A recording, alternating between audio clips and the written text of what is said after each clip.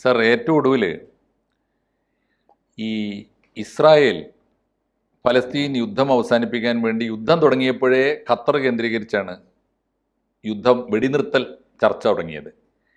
വെടിനിർത്തൽ ചർച്ച തുടങ്ങിയപ്പോഴേ നമുക്കറിയാം അതിൻ്റെ ലക്ഷ്യം എന്താണ്. യഥാർത്ഥത്തിൽ അതിൻ്റെ ലക്ഷ്യം ഈ ഹമാസ് തീവ്രവാദികളെ വെടിനിർത്തലിൻ്റെ പേരിൽ ഖത്തറിൽ കൊണ്ടുപോയി സംരക്ഷിക്കുകയായിരുന്നു. അതിൻ്റെ നേതാക്കളെ അവരവിടെ കുടിയിരുത്തി, എന്നിട്ട് പുറത്ത് ഈ ചാവേറുകളെ ഈ ഗസ മുഴുവനും കുട്ടിച്ചോറാക്കാൻ ചാവേറുകളെ ഇറക്കി വിടുകയും തീവ്രവാദികളുടെ നേതാക്കളെ അവിടെ കൊണ്ടുപോയി കുടിയിരുത്തുകയും ചെയ്യുമായിരുന്നു. അത് അറിഞ്ഞുകൊണ്ട് തന്നെ ഇസ്രായേൽ കൃത്യസമയത്ത് ആവശ്യമായ ആസൂത്രണം നടത്തിയിട്ട് ഖത്തറിനെ നേരിട്ട് ആക്രമിച്ചു.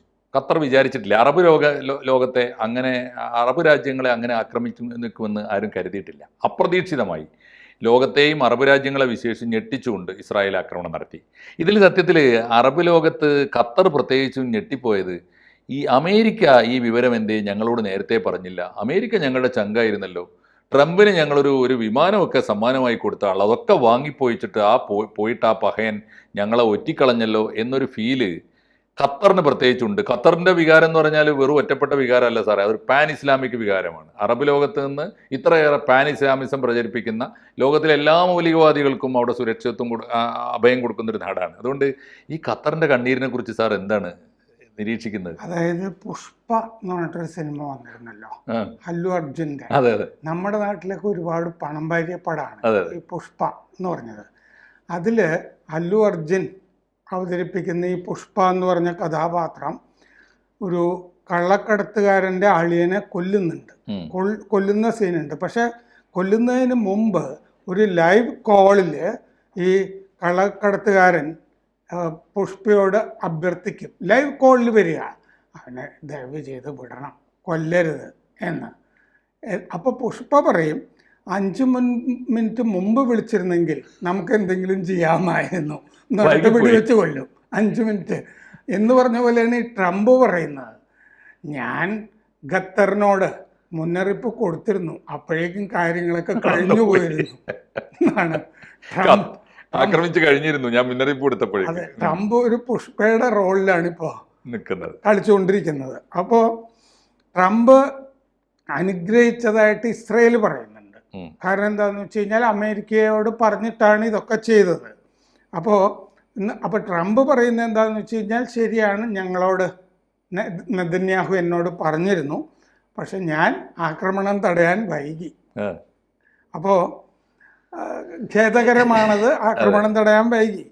അമേരിക്കയുടെ മുന്നറിയിപ്പ് ഞങ്ങൾക്ക് കിട്ടിയിരുന്നു എന്ന് ഖത്തറും പറയുന്നുണ്ട്, പക്ഷെ വൈകിപ്പോയിരുന്നു, അത് കിട്ടിയപ്പോഴേക്കും വൈകിപ്പോയിരുന്നു എന്ന് പറയുന്നുണ്ട്. ആക്രമണം തുടങ്ങി, ഇസ്രയേലിന്റെ ആക്രമണം തുടങ്ങി 10 മിനിറ്റ് കഴിഞ്ഞപ്പോഴാണ് ട്രംപിന്റെ വിളി ഖത്തറിലേക്ക് ആക്രമിക്കാൻ പോകുന്നു എന്ന് പറഞ്ഞിട്ട് വന്നത്. പിന്നെ പറഞ്ഞിട്ട് കാര്യമില്ലല്ലോ, സംഗതി നടക്കുകയാണ്. അപ്പോൾ ഹമാസ് പറഞ്ഞിട്ടുണ്ട് അമേരിക്കയ്ക്കും ഈ കാര്യത്തിൽ ഉത്തരവാദിത്തമുണ്ട്. അമേരിക്ക ഖത്തറിനെ സംരക്ഷിക്കേണ്ടതായിരുന്നു, കാരണം അമേരിക്കയും കൂടി പറഞ്ഞിട്ടാണ് വെടിനിർത്തൽ ചർച്ചകൾ നടക്കുന്നത്. ഞങ്ങൾ അവിടെ പോകുന്നതും അങ്ങനെയാണ്. കാരണം ഈ ഹമാസിന് തുർക്കിയിൽ നിന്നൊക്കെ ഖത്തറിലെ ദോഹയിലൊരു ആസ്ഥാനം ഉണ്ടാക്കി കൊടുക്കുന്നതൊക്കെ പരോക്ഷമായി അമേരിക്കയുടെയും ഒക്കെ സഹായത്തോടു കൂടി, അമേരിക്ക പറഞ്ഞിട്ട് കൂടിയാണ് ഖത്തർ അവിടെ ഇവരെ കുടിയിരുത്തുന്നതും ഒക്കെ. അപ്പോൾ ഖത്തർ എന്താണ് ശോഭിച്ചു പറഞ്ഞിരിക്കുന്നത്, ഇത് ഭീരുത്വമായി പോയി എന്ന് പറഞ്ഞിട്ടുണ്ട്. ഇങ്ങനെ ചെയ്തത് ഇസ്രയേലിൻ്റെ വിദേശകാര്യമന്ത്രി പറഞ്ഞു ഇത് ഭീകര പ്രവർത്തനമാണ് എന്ന് ഖത്തറിലെ വിദേശകാര്യമന്ത്രിയും പറഞ്ഞിട്ടുണ്ട്. 4 മാസം മുൻപാണ് നേരത്തെ അമേരിക്കയിൽ വെച്ച് തന്നെ ഈ ഖത്തറിൻ്റെ ആ ബോയിങ് 747-8 ജെറ്റ് ഒരു കൊട്ടാരം പോലെ ആക്കി വച്ചിരിക്കുന്നത് ഖത്തറിൻ്റെ ഈ വിമാനം ഒരിക്കൽ അമേരിക്ക പോയപ്പോൾ കണ്ണുവെച്ചിരുന്നു. കൊള്ളാമല്ലോ എന്ന് ട്രംപ് പറഞ്ഞു കഴിഞ്ഞാൽ എന്നാൽ പിന്നെ എടുത്തോ എന്ന് പറയുമല്ലോ ഖത്തറിലെ ഷെയ്ക്കൊക്കെ. അത്ര ഉദാരമതികളാണ്. അപ്പോൾ 4 മാസം മുമ്പ് അവിടെ സന്ദർശനം ട്രംപ് നടത്തിയപ്പോൾ ഒരു സിറ്റിംഗ് അമേരിക്കൻ പ്രസിഡന്റ് ആദ്യമായിട്ടാണ് ഗൾഫ് സന്ദർശനം നടത്തുന്നത്. അവരാദ്യമായിട്ട് സന്ദർശനം നടത്തുന്നത് ബ്രിട്ടനിലേക്കാണ്. അങ്ങനെ ഒരു കീഴ്വഴക്കമുണ്ട്. ഈ കീഴ്വഴക്കമൊക്കെ ലംഘിക്കുന്നത് ആദ്യമായിട്ട് ട്രംപാണ്. ബ്രിട്ടനിൽ പോയിട്ടില്ല. ബ്രിട്ടനിൽ പോയില്ല. ആദ്യം തന്നെ അറബ് രാജ്യത്താ അറബ് രാജ്യത്ത് സൗദിയിൽ വന്ന് സൽമാനെയൊക്കെ അല്ലേ കണ്ടത്, കാശ് മേടിച്ചത്, ഖത്തറിലൊക്കെ വന്ന് നിക്ഷേപമൊക്കെ മേടിച്ചുകൊണ്ടുപോയി. മറ്റേത് ഈ ബ്രിട്ടനിൽ നിന്ന് കുടിയേറിയവരാണല്ലോ അമേരിക്ക ഉണ്ടാക്കിയത്, ബോസ്റ്റൺ ടീ പാർട്ടി. അപ്പൊ ആ തറവാട്ടിലേക്കാണ് ആദ്യം വിരുന്നു പോവുക പ്രസിഡന്റ് വന്നാല്. അത് ലംഘിച്ച ആളാണ് ട്രംപ്. അപ്പൊ അങ്ങനെ 4 മാസം മുമ്പ് ഖത്തർ ബോയിങ് 7478 ജെറ്റ്, ഈ ഫ്ലൈയിങ് പാലസ്, പറക്കുന്ന കൊട്ടാരം എന്ന് പറയും, അത് $400 മില്യൺ അതിന് വില വരും. 3521 കോടി രൂപ. 3521 കോടി രൂപയാണ് അങ്ങോട്ട് സമ്മാനം കൊടുത്തത്. വിമാനത്തിന്റെ വില. അപ്പൊ അമേരിക്കൻ പ്രസിഡന്റിന്റെ ആദ്യത്തെ ഗൾഫ് സന്ദർശനത്തിൽ ഒരുപാട് നിക്ഷേപം കിട്ടി, സമ്മാനവും കിട്ടി. $243.5 ബില്യൺ കരാറ് ഖത്തറുമായി ഒപ്പിട്ടു. ഖത്തർ അത്രയും നിക്ഷേപിക്കുന്നുണ്ട്. വലിയ അമേരിക്കൻ താവളം ഖത്തറിലാണ്, ഗൾഫിലെ ഏറ്റവും വലിയ വ്യോമത്താവളവും മറ്റ് താവളങ്ങളും ഒക്കെ. ഗൾഫിലെ ഓപ്പറേഷനൊക്കെ ഖത്തർ കേന്ദ്രമാക്കിയിട്ടാണ് നടക്കുന്നത്. അപ്പോൾ മാത്രമല്ല, അൽ ഉദൈദ് എന്നാണ് താവളത്തിൻ്റെ പേര്. അൽ ഉദൈദ് താവളമാണ് ഗൾഫിലെ ഏറ്റവും വലിയ താവളം. പിന്നെ ഉള്ളത് മറ്റേ സൗദിയിലും ഒക്കെയാണ്. അപ്പോൾ ഖത്തർ വേറെ സഹായം ചെയ്തിട്ടുണ്ട് അമേരിക്കയിലേക്ക്. അഫ്ഗാനിസ്ഥാനിൽ നിന്ന് ആയിരക്കണക്കിന് അമേരിക്കൻ പൗരന്മാരെ ഒഴിപ്പിക്കാനായിട്ട് സഹായിച്ചത് ഖത്തറാണ്. അങ്ങനെ സഹായിച്ചതും ഖത്തറാണ്. ഇതൊക്കെ ആളുകൾ മറക്കില്ലല്ലോ, ഖത്തർ മറക്കില്ലല്ലോ നമ്മൾ പറഞ്ഞാലും. പിന്നെ ഖത്തറില് ട്രംപിന് ഗോൾഫ് കോഴ്സ് ഉണ്ട്. നമ്മൾ പലതും വായിക്കുമ്പോൾ ഇപ്പൊ വിയറ്റ്നാമിൽ ഗോൾഫ് കോഴ്സ് പണിയാൻ പോണു. അപ്പോൾ വിയറ്റ്നാമിനെ താരിഫിൽ നിന്ന് ഒഴിവാക്കി കൊടുത്തു. മൊത്തം കച്ചവടമാണല്ലോ, അയാൾ കച്ചവടക്കാരനാണ്. വേറൊരു വിമാനത്തിൻ്റെ അകത്ത് ഒരാൾ പ്രശ്നം ഉണ്ടാക്കിയപ്പോഴാണ് ഞാൻ വായിച്ചത്, സ്കോട്ട്ലൻഡിൽ ഗോൾഫ് കോഴ്സ് ഉണ്ട് ട്രംപിന്. അപ്പോൾ ഈ ഖത്തറിൽ ഗോൾഫ് കോഴ്സ് ഉണ്ട് ട്രംപിന്. റിയൽ എസ്റ്റേറ്റ് കച്ചവടം ഉണ്ടെന്ന് അർത്ഥം ഖത്തറില്. അതൊക്കെ അവിടുത്തെ അമീർ ഒക്കെ സഹായിച്ച് ചെയ്യുന്നതാണല്ലോ, അവർ വിചാരിച്ചാൽ ചെയ്യുന്നതാണ്. അപ്പം അങ്ങനെ ഗൾഫിലെ ട്രംപിന്റെ സഹായിയാണ് ഖത്തർ. 2012 അമേരിക്ക പറഞ്ഞിട്ടാണ് ഹമാസിന് ദോഹയിൽ ഓഫീസ് കൊടുത്തത്.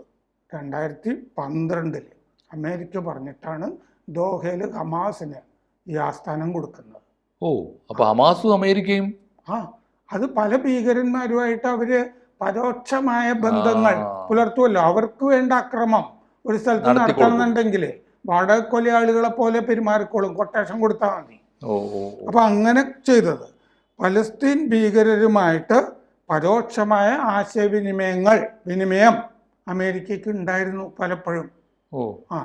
അപ്പോൾ കരോലിൻ ലേവിറ്റ്, പ്രസ് സെക്രട്ടറി ട്രംപിൻ്റെ, പറഞ്ഞു ഈ മറ്റേ മിഡിൽ ഈസ്റ്റിലെ പ്രത്യേക എൻവോയ് ഉണ്ടല്ലോ, പ്രതിനിധി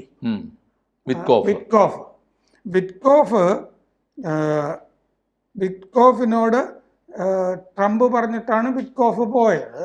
വിറ്റ്കോഫ് ഖത്തറിന് ഈ വെടിനിർത്തൽ നിർദ്ദേശങ്ങൾ കൈമാറുകയൊക്കെ ചെയ്തിരുന്നു. അപ്പോൾ ഹമാസിൻ്റെ ഉന്മൂലനം, എന്നിട്ട് വിറ്റ്കോഫിനോട് ഇതൊക്കെ പറഞ്ഞിരുന്നു, വെടിനിർത്തൽ ചർച്ചയൊക്കെ നടന്നിരുന്നു. എന്നിട്ട് ലേവിറ്റ് പറയുകയാണ്, പ്രസ് സെക്രട്ടറി ട്രംപിൻ്റെ, പക്ഷെ ഹമാസിൻ്റെ ഉന്മൂലനം നല്ലതാണ് കേട്ടോ എൻ്റെ കൂട്ടത്തിൽ അതും പറഞ്ഞു. ട്രംപ് പറയാണ്, ഞാനല്ല ഇതിന് ഉത്തരവാദി, സാധാരണഗതിയിൽ ഞാനാണ് ഉത്തരവാദി എന്ന് എട്ടുകാലും അമ്മുഞ്ഞിനെ പോലെ ഇന്ത്യയും പാകിസ്ഥാനും തമ്മിലുള്ള യുദ്ധം നടത്തിയത് ഞാനാണ്, അല്ലേ, എല്ലാം ഞാനാണെന്ന് പറയുന്ന ട്രംപ് ഇതിന് ഞാനല്ല ഉത്തരവാദി എന്ന് പറഞ്ഞ് കൈ കഴുകി. ഏകപക്ഷീയമായി ഖത്തറിനകത്ത് ബോംബിംഗ് നടത്തിയത് ആരായാലും അത് ശരിയല്ല എന്നും പറഞ്ഞു. ഇസ്രയേലിനെ വിമർശിച്ചു എന്ന് വരുത്തി.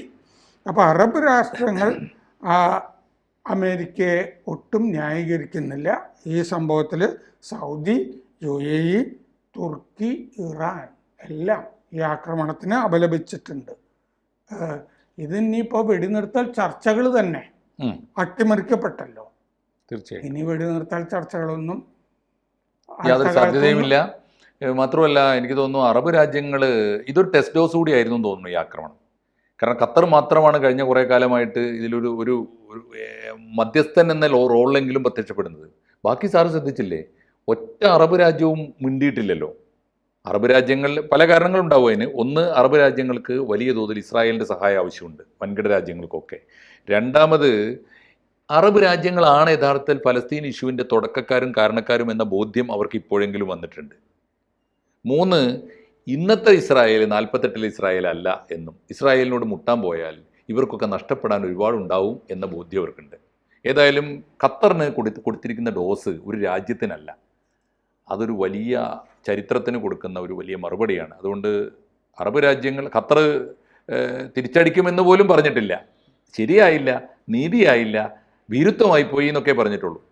മറിച്ച് അങ്ങനെയല്ല, ഒരു അറബ് രാജ്യത്തിൻ്റെ നെഞ്ചത്ത് കയറി ആക്രമിക്കുമ്പോൾ. പക്ഷേ അമേരിക്കയുടെ യുദ്ധവിമാനങ്ങൾ മുഴുവൻ ഖത്തറിലല്ലേ കിടക്കുന്നത്. 5 സെക്കൻഡിൽ ഖത്തറിനെ തന്നെ അടിക്കാനായിട്ട് ഖത്തറിൽ താവളം കൊടുത്തിരിക്കുകയല്ലേ, എന്നിട്ടല്ലേ ഒറ്റിരിക്കുന്നത്. തീർച്ചയായിട്ടും അത് ചെറിയ ഒറ്റല്ല. അപ്പോൾ ഈ അമേരിക്കയുടെ ഒറ്റ് സാധാരണഗതിയിൽ ഒരു മാന്യമായ ഇടപാടേ ഒന്നൊന്നര ഒറ്റായിപ്പോയി. അതേ സമയത്ത് ഈ ഖത്തറിൻ്റെ നിസ്സഹായതയും നിലവിളിയും അത് ഈ ലോകത്തിൻ്റെ ആകാശത്തിൽ അങ്ങനെ പ്രതിധ്വനിക്കും. എന്തെങ്കിലും മിണ്ടാൻ പറ്റുമോ? മിണ്ടിയാൽ സ്വന്തം നെഞ്ചത്ത് നിന്ന് പൊട്ടിത്തെറിക്കൂലേ? അത് ഭീകരമായ അവസ്ഥയാണ്. ഇത് ഈ ഒരു പരിണതിയിലേക്ക് ലോകത്തിലെ ഏത് രാജ്യത്തെ കൊണ്ടെത്തിക്കാൻ അമേരിക്ക ശ്രമിക്കുന്നുണ്ടെങ്കിലും ആ പാഠം എല്ലാവർക്കും ഒരു പാഠമായിരിക്കട്ടെ.